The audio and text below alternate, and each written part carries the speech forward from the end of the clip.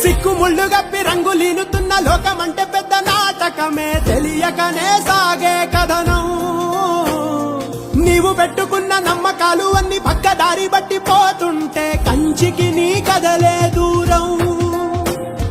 నీ చేతుల్లో ఉంది చేతల్లో చూపించి ఎదురేగి సాగాలిగా. రేపే డౌలో తేలాలంటే నువ్వెదురు చూడాలిగా.